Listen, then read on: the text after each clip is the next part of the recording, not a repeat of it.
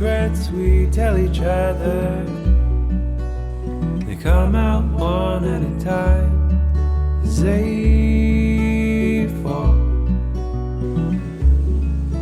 on deaf ears at quiet times alone, while we rehearse them in the mirror, waiting for the time to be right. When we know the strength inside will match the strength we show, but it's hard enough to face the face who's always staring back. But there's nothing to be ashamed of. We're just being what we're made of, and it comes out in the quiet, between the times we speak, between the times we think we know we're right, between the times we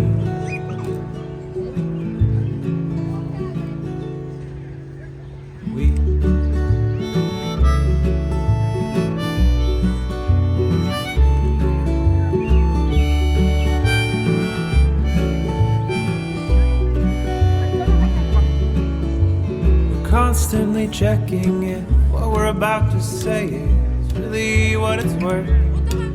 Is it our 2 cents or is it nonsense? All these things that we've unearthed, but they've come from inside us, and we can no longer hide this. It's bursting at our seams, 'cause our dreams, they confide in us. There's nothing to be ashamed of. We're just being what we're made of, and it comes out in the quiet, between the times we speak, between the times we think we know we're right, between the times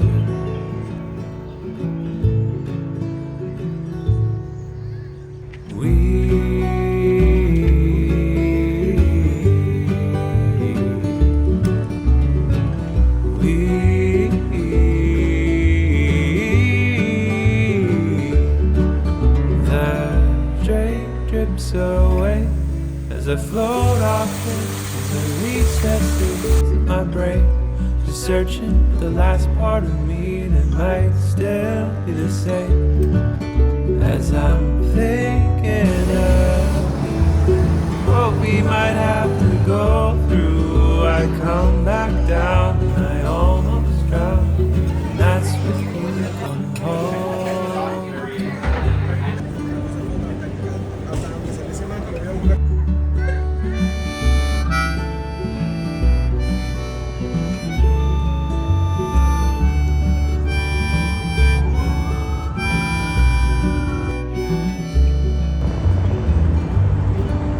There's nothing to be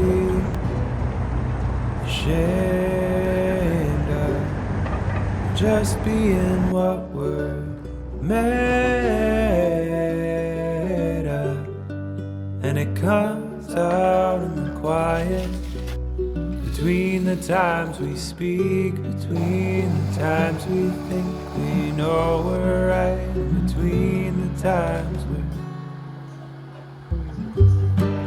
there's nothing to be ashamed of. We're just being what we're made of, and it comes out in the quiet, between the times we speak, between the times we think we know we're right, between the times we're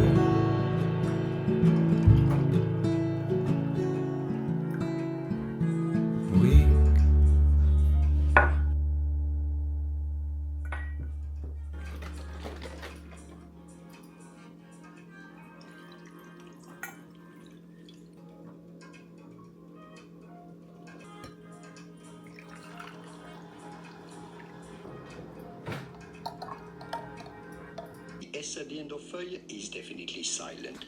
Mille-Feuille. But in English or American, this is generally pronounced Mille-Feuille. Mille-Feuille. Mille-Feuille. For the typical French pronunciation again, Mille-Feuille. I am totally going to butcher the name again because I wish I speak French, but again, Mille-Feuille. So today, I am going to be making Mille-Feuille Nabe. It is a Japanese one-pot hot pot dish. It's really simple. I've seen it on social media a ton. I am going to be following this recipe from just one cookbook. I will link it in the description box below, but I will be making my own dashi broth using all of the ingredients that I have. Will not following the recipe exactly to the T, but it's basically inspired by just one cookbook's recipe. I got a whole head of Napa cabbage. So we're mostly going to be using this whole thing because it's not a really big one. And then I got a pack of hot pot beef. I prefer beef over pork. I know the recipe calls for thinly sliced pork belly. Feel free to use pork belly. I'm pretty sure pork bellies are a lot cheaper as well, but I like my sliced beef the hot pot style. So I usually get mine at any H Mart or Chinese grocery stores. It can be frozen when you make this dish. The only thing that's slightly time consuming is making your own dashi broth. But if you are short on time, I recommend picking up this hondashi. I also bought a labeler from Amazon and I labeled all of my spices and things last weekend. It was such a therapeutic and satisfying process, and I will link the labeler in the description box below. But it's so nice because I have this pull out drawer, 2 levels, so I have to look at all of my spices and seasoning top down, and now it makes the process of finding the specific spice and seasoning a lot easier because I can now just like go find the name of it instead of having to like fight through everything. I consolidated all of the spices and seasoning packets that I have, and it is so satisfying. Again, I'm going to be making my own dashi broth. So I have this dashi kombu dried seaweed. Got this pack. Don't remember exactly, it could be either from H Mart or any of the Asian grocery stores. I typically have all of these dried ingredients in my pantry because I make a lot of soups and broth at home. I typically just pick up additional pack whenever I know that I'm almost out. So I also have a lot of those stored in this Ziploc. I'm sizing up because I want to have some extra dashi broth to freeze. I'm going to be using this much. Just add it in here. Just bring this pot of water to a boil.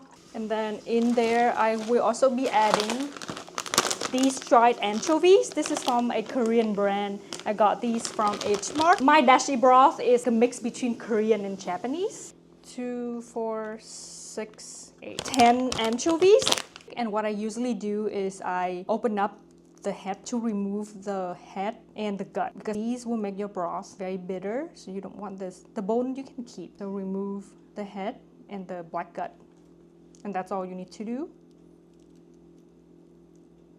So these will go into my dashi broth. We'll compost these, of course. And then I also have a Chinese radish. Probably just use half of this and then we'll freeze the other half to make other dishes in the future. Let's cut these in half. We'll be throwing these pieces in my broth. And a lot of recipes that I watch online, people making dashi broth from scratch, they only use dashi kombu, the dry seaweed, and the bonito flakes. I only have this tiny bag with a little bit left over from making okonomiyaki. I get this from my local Japanese grocery store. These are called dry shaved bonito. I've seen H Mart and some Japanese grocery stores sell bonito flakes in really big bags. These are a little bit finer. I think these are better for toppings. So I'm gonna save that for okonomiyaki. A small onion. This is just a sweet onion I got a pack from Trader Joe's. And I think I'm just gonna use half of this in my dashi broth. Thick slices. These will go into my broth as well. I am going to be adding some dried shiitake mushrooms. 6 pieces of dried mushroom. Whenever I go to the grocery store and I'm planning to make some sort of hot pot, I always like to pick up a pack of fresh shiitake mushrooms. Those are really big and beautiful, and I like to make a cross cut at the top, and they make incredible decoration on top. You can also eat them as well, and I just like to have a variety of dried ingredients such as dried mushrooms. Sometimes I like to rehydrate them in hot water and then cut them in small pieces and add them into my meat mixture, for example, to stuff tofu. I am going to be seasoning my dashi broth with just salt. This is kosher salt, so I'm going to do 2 tablespoons. And then at the end, if it needs additional seasoning, I would probably add hondashi. And then another very important ingredient that you would need for this dish is, of course, a full head of Napa cabbage. And then I also have some mushrooms, which I'm going to take out from my fridge in a second. For these mushrooms, I think I'm going to be using just 1 pack today.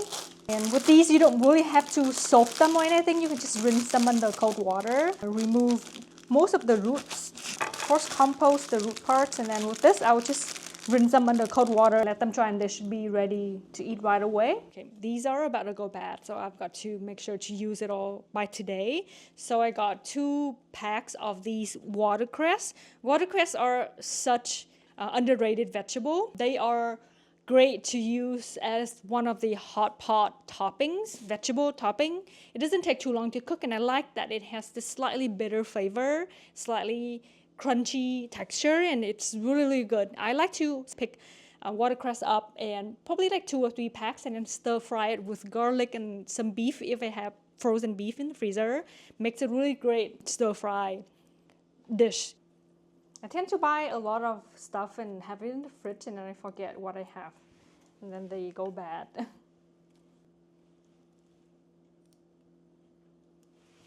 For the Napa cabbage, I'm going to use my knife, cut them at the roots. And then all you need to do is pull apart, just like this. Cut these in half again, and then pull them apart.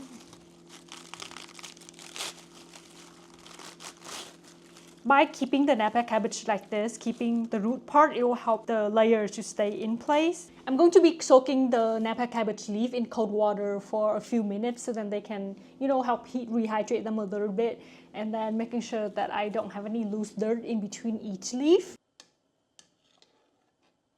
I cannot believe that I haven't shown you how I make my rice yet. I think it's just because it is such an easy and normal process for me or for us at our household that I don't oftentimes talk about. But this has been a recent discussion or topic that come up with me and my friends. I see some of my friends buy pre-made rice, and I was like, why? Some of my friends don't even eat rice on their regular basis, and they don't even own a rice cooker, which is so insane to hear. But anyways, I'm here to convince you to make your own rice at home because it is so delicious. So this is my trusty 3-cup rice cooker from Zori Rushi. It is a Japanese rice cooker brand that is very well known. I got this one 7-8 years ago. Back when I used to live in Seattle, I believe I got this one when it was on sale, when it was only like $25 on sale at Ranch 99 or one of the Asian grocery stores. I got this one, believe me or not, it's only $25 on sale. It's like $40, $45 now, but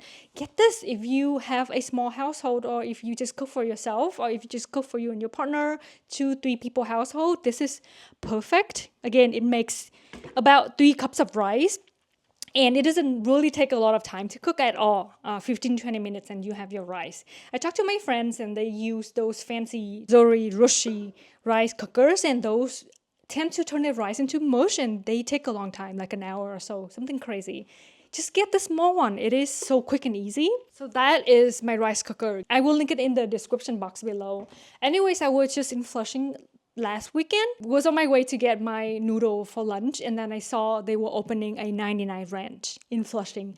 Finally. I know in California and in Seattle, Washington, there are a bunch of 99 Ranch, and it used to be one of my favorite Chinese grocery stores to go to. But in New York, we have so many great Chinese grocery store options. But I'm glad to see 99 Ranch. And that will also give me another reason to go to Flushing more often, even though I do go like at least 2 or 3 times a month to Flushing. And for rice, I discovered this rice container. I believe it is a Korean brand, sold on Amazon. This rice container is life-changing, and I only have a little bit of the rice left in here. I go to Great Wall in flushing to get my Three Lady jasmine rice brand. And then I'm not really sure where else that has it, but if I'm in a pinch, I would go for any of the Thai, made in Thailand jasmine rice. It has to have the label that says new crop. If not, then any rice brands that you prefer is fine too, but my preferred rice brand is the Three Lady. I will insert a photo on the screen. Three Lady rice brand. What is nice about this container is that it fits perfectly inside one of the cupboards that I have here. And then the lid you can snap open to, of course, refill your rice. I have a little bit left. Again, this is the Three Lady brand jasmine rice. And with this rice, I find that it gives me a very chewy texture. I hate mushy rice, so if cooked correctly, the rice grains are supposed to be individually separated, but chewy and well cooked through at the same time. So I'm going to show you how I make my rice in a second. But yeah, it comes with a measuring cup, and then with the lid, you can basically don't have to pull out the whole thing. I usually just pull this out from my jar halfway, and then I open the lid. This lid is snap-on lid, as you can hear. And then I can just reach my hand in, get my rice, 3 cups for, or however, the amount that I want that day. Very convenient and great for storage as well. So I'm going to make my rice now. Use my rice cooker. And then we'll just get out about 3 cups of rice. Because I'm making hot pot today. Usually, I used to never be a fan of eating rice with hot pot, but certain hot pot broth works really well with rice, especially the Sichuan flavor spicy oily hot pot. Those work really well with rice, as well as this Mille-Feuille cabbage hot pot. Okay, I'm going to fill up my rice cooker with cold water. Then use one of your hands or both hands to massage the rice. And then you basically drain off this water. You don't really need a colander. Just be very careful. And then add in another batch of cold water. If you have a bigger rice cooker, you can also do this motion. So like you're washing your clothes. Drain off this water. By the 3rd, 4th time, the water should be slightly cloudy still, but a lot clearer than the beginning. Now adding in cold water. 1 cup. 2.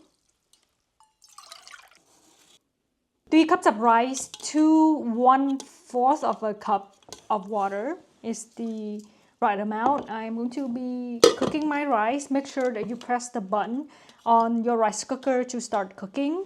For our pot today, I'm going to be using my Le Creuset Dutch oven. If you can get your hands on one of these donabe, it is the earthenware steamer pot. Something looks like this. It would be ideal for the traditional look. I actually was in California last year in LA, and then I stopped by this kitchen store called Toro, and I was so close to pick up one of these. But I just decided not to because I was traveling and I was afraid I might just crack it. Of course, they do ship in the US as well, but shipping is so expensive. One of these days, I might just pull the trigger and get one of these pots. But if you don't have it, you can use your hot pot, like any shallow pot that you have. Hot pot leaf. You need to cut open. What you're supposed to do is to start from the bottom, and you would want to layer the meat pieces, 1 per layer. If yours longer, you feel free to use more if you need to, but basically just layer each piece. If the leaves is too big, then you can use 2 or 3, and then go on to the next layer. Again, I didn't cut mine very well, so they kind of like random. Again, you don't really need to wait for your hot pot leaf to thaw completely, because I think if it's slightly frozen, it's easier to work with.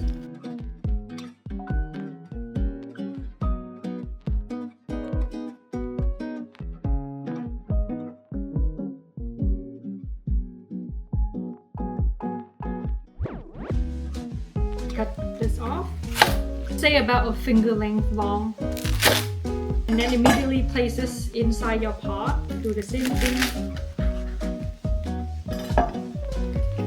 So this leafy part, of course you can push it so then it can sit at the same height as the rest of the vegetable. Here I have the first one down.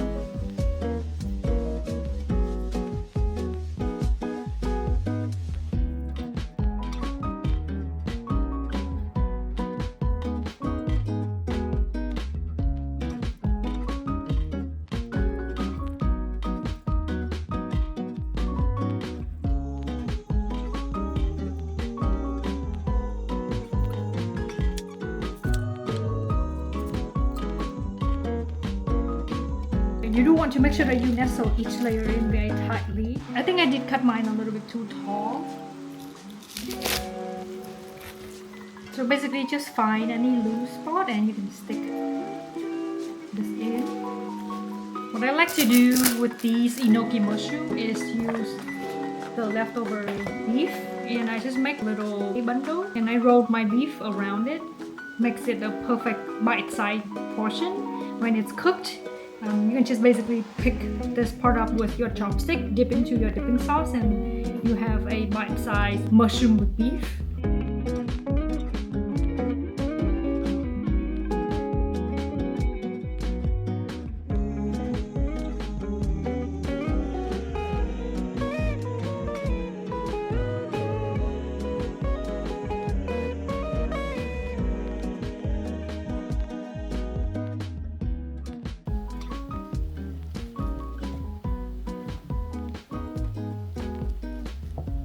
With this, you can always prepare ahead of time, store this in the fridge, and just take it out whenever dinner is ready. This is my dashi broth. I'm gonna add about 2 tablespoons of mirin or sweet sake for cooking, and then a tablespoon of soy sauce, 1 teaspoon of dashi. I'm gonna cook this for about 10 more minutes, and then our dashi broth should be ready. So basically cut the radish pieces in smaller pieces so then I can use the tongue to squeeze out all of the juice that's inside of the radish. I want to do the same thing with the onions. With the seaweeds, they are totally done and feel free to discard them. Transferring our mushrooms over. This is optional, you don't have to eat it, but I like my mushroom, dry or not. Use my small measuring cup to transfer the dashi broth over, just as long as it covers most of our veggies.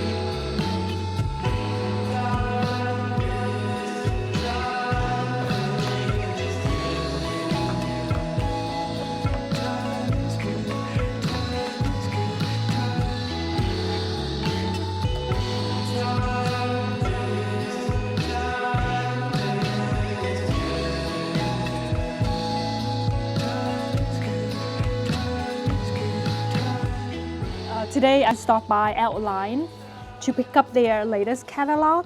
In case you're not familiar, Outline is a local Brooklyn-based clothing boutique. They recently stopped doing e-commerce. They start sending out these catalogs to their customers. Decided to stop by the store and try on a few things and then pick this one up. You can also sign up via their email notification, and then you will be able to get one of their catalogs in the next season. I'm not really sure if they are sending this one out anymore. I picked this one up in store and I thought I would just open it up with you guys here on camera.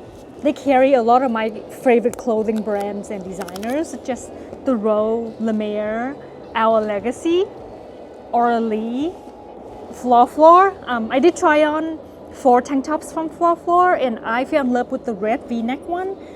And I was really glad that I was able to try on 2 sizes, an extra small and a small.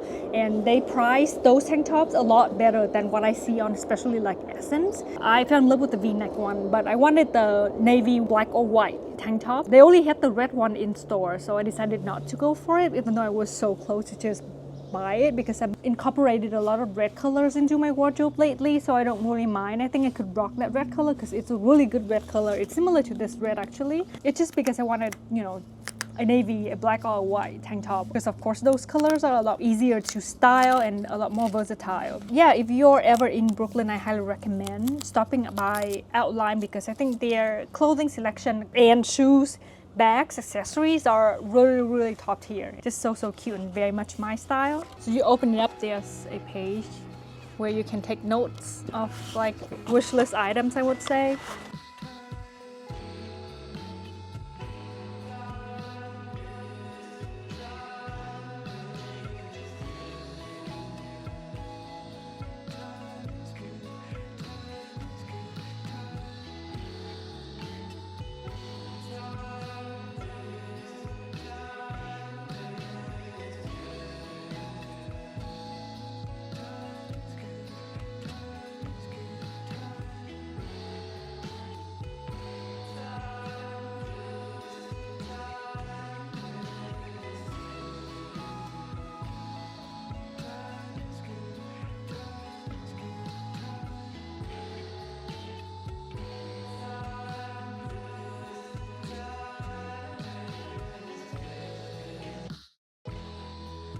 These are all of the brands that Outline carries.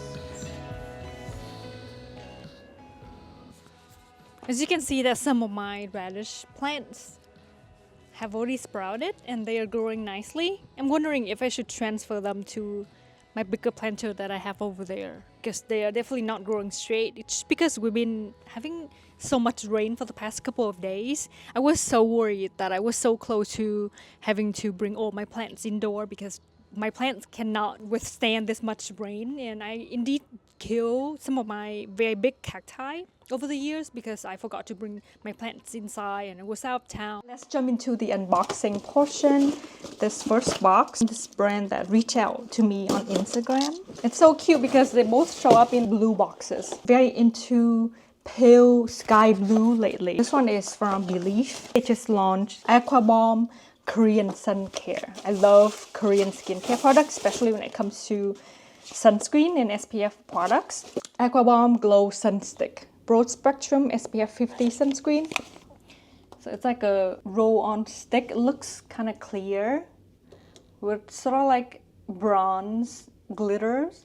Roll-on products like this are great to apply directly on top of your makeup, so I'm sure it's going to be amazing for taking along to the beach, to the pool, to the park, and if you want to like reapply. And this one is the True Cream Aqua Bomb Sunscreen Broad Spectrum SPF 45. I love this packaging. Thank you, Belief Beauty. Again, their products are available at Sephora.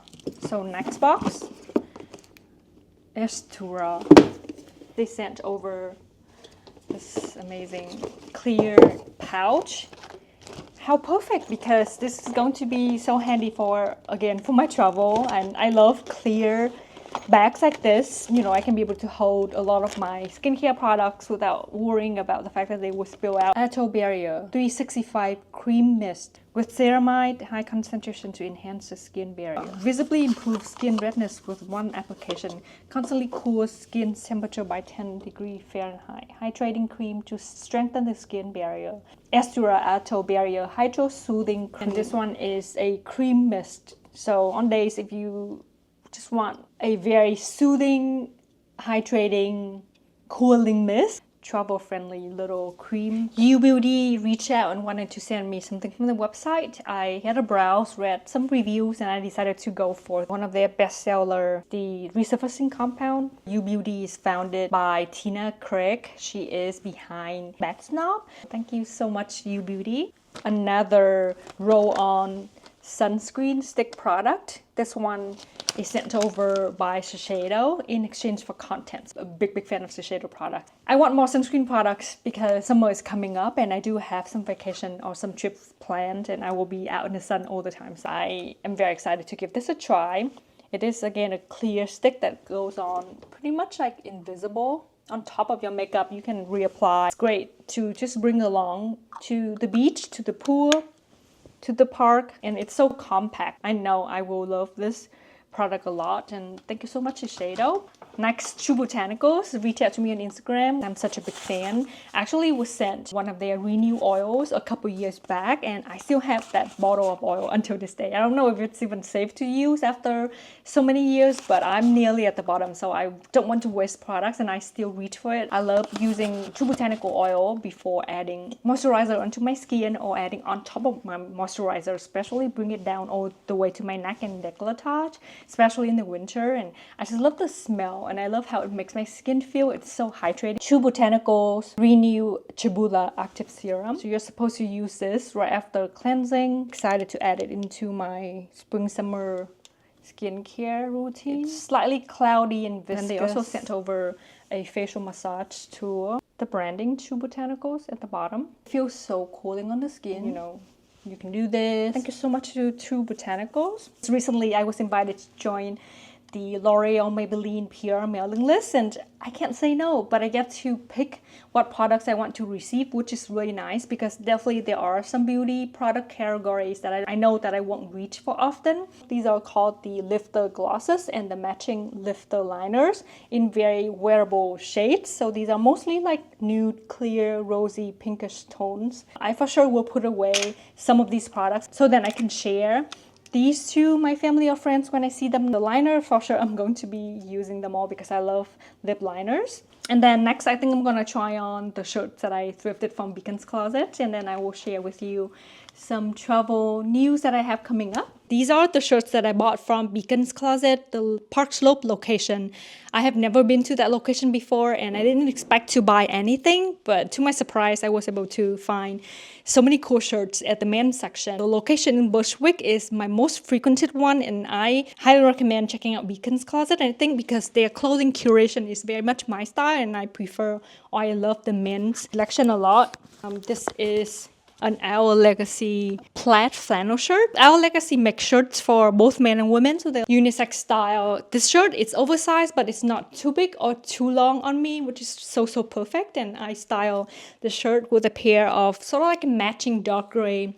These are the Donny pointail pants in size medium. So again, the waistband is a little bit loose on me. I keep saying that I have to get it fixed, but I don't really mind it. Plus, longer shirts like this basically cover the waistband, so I don't have to worry about my underwear showing or anything. And this kind of styling is very much my spring and summer outfit uniform. It's so easy and effortless. I can be able to just put on a pair of ballet flats and a cute little tote bag and I'm out of the door. I just feel really good in it. Green shirt from Tommy Hilfiger. There's a pocket in the front. I have been after specifically striped shirts, more striped shirts to add to my collection. I think stripes are just so timeless. I know this green color is not my usual color, but I do colors here and there occasionally, and this color was fully inspired by some of the items that the Row have recently released in their spring summer collection of this year. They released a green bag that is such a great pop of color. I think in person, this green is closer to that green, even though it's slightly brighter. So flattering. And I think this green shirt even pairs really well with the pair of dark gray pants from Donnie. Such a fun pop of color, and it's so spring and summer appropriate. There's like a little tiny hole on the side, which I didn't really notice when I bought it. But this should not be an issue because I can be able to do a quick stitching to like cover up the hole. But really, you can't really tell. Really great oversized fit. I love this kind of green color. It's very nice. Pop of color that I don't oftentimes reach for, but it's fun. This is the last shirt that I bought from Beacon's Closet. It is from a French brand. Actually, I do have a navy blazer from the brand. This one is from the brand Officine General. It is a Western-inspired, Western-style shirt. Navy corduroy. It's so soft. The corduroy material feels very high quality. It's not scratchy, thin, and comfortable. The reason why it is a Western-style shirt is because of the shoulder blade, the shoulder detailing in the back. It's called a yoke. This is very typical for Western-style shirts. Contrasting cute little buttons. There are pockets on the sides, and it is, again, slightly oversized, but it's so perfect and it's not too long. Made in Portugal, and I can definitely see myself wearing this shirt a lot because it is from one of my favorite French brands. So glad that I made a stop at Beacon's Closet.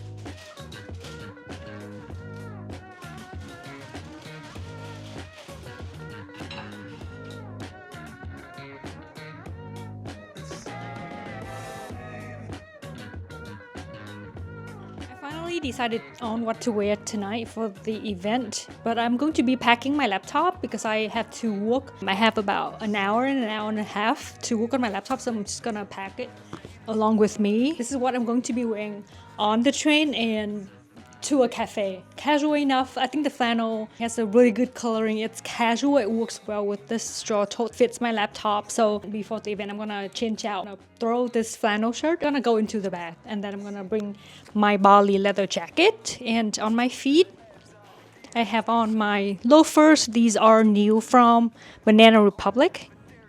Very sleek, very gorgeous, and so soft. And I know they're going to be so comfortable to wear, to commute as well. I have on my no-show green socks that I got gifted from the brand Ondo many years ago. They're perfectly hidden inside. I know these shoes are going to be so comfortable, so I'm not too worried. But this is what I'm wearing. Jeans are Citizens of Humanity, Ayla jeans, Kate Benny belt, and the tank top is the Hannah tank top from Floor. It's the racerback tank top. It's one of my nicer tank tops, so I take really good care of it, making sure that I'm not wearing it all the time. This is like very casual. It is 75 degrees right now outside, but for a nighttime event, I think this is a little bit too casual because I know it's going to be a little bit of a fancy event. So yeah, I will be bringing my leather jacket and we'll change it out because this leather jacket is for sure going to be like dressy enough for nighttime event. So brown from the jacket, brown from my loafers, and then brown from my bag. I know it's kind of like matchy. I really like it. No, I shouldn't be bringing a big tote bag, but it's fine because I know everyone is going to be going to the event probably from work as well, so that's why some people will probably be in their tote bags. The bag, even though it's a short bag, it's a daytime bag. I think it blends in with the brown of the jacket. It's dressy because of the leather jacket and the loafers, and it's still casual enough. Everything is oversized and relaxed. I keep my jewelry very minimal. Again, keep on my Caitlin minimalist initial necklace, very simple, and I'm gonna be wearing my J. Crew earrings. For on my lips, I have on one of the lip liners from Chonjot. It is wine. I will link it below, but yeah. I think this outfit is great. It's very much my style and comfortable. Okay, I've gotta go.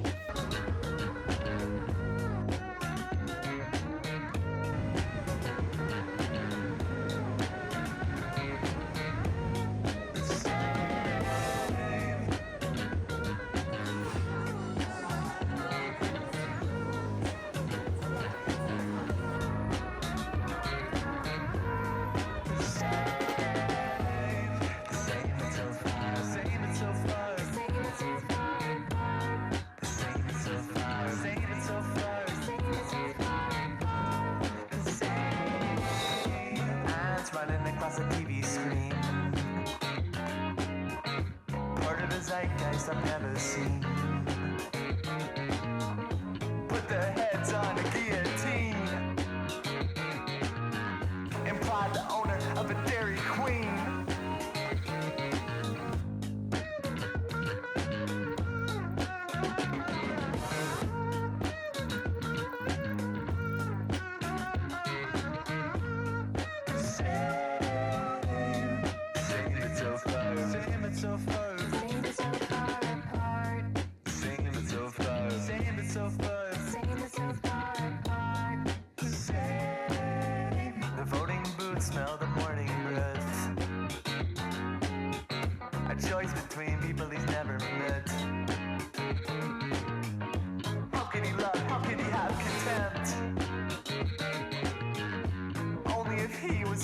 effect, which he's not.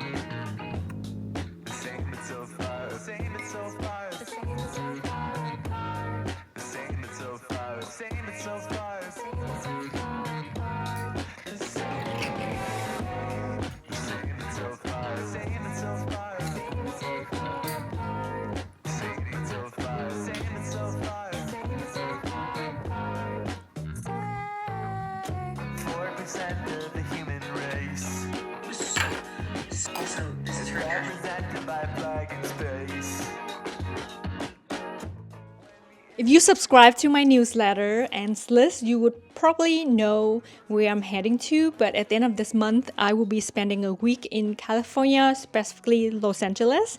I will be spending a few days in the east side and a few days in the west. And then at the beginning of June, I will be flying from LAX over to Hawaii. The main purpose of this trip was to reunite or catch up with one of my best friends. We have been planning to meet up for so many years. Like, she wanted to come over to New York to visit me that one time, but that didn't happen. In the Midwest as well, that didn't happen. And now I'm so excited because it's finally happening. It's because I'm going to be over in the west side anyway, so it's not too far of a plane ride over to Hawaii. So yeah, I will be spending almost a week in Hawaii at the beginning of June. So stay tuned for some travel content. I'm very excited, and I'm very excited to catch up with my friend. And another news is that she recently had her daughter, and I'm so excited to meet her. I don't have any crazy plan because it's going to be on a small island. It's on an island that I've never been before, and this is my second trip to Hawaii. It's also because I feel like if I don't do it now, I don't think I will ever make it over to Hawaii